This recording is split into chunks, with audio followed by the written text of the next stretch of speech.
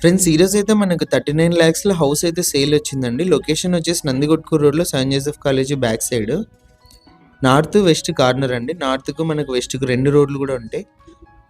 ఇది వచ్చేసి north entrance గ్రిల్తో పాటు ఇచ్చారు. మెట్ల కింద ఒక కామన్ వాష్రూమ్ ఇచ్చారు.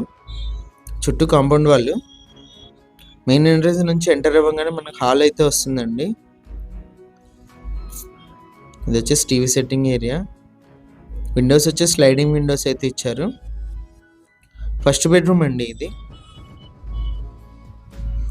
పైన పిఓపి కూడా గమనించవచ్చు.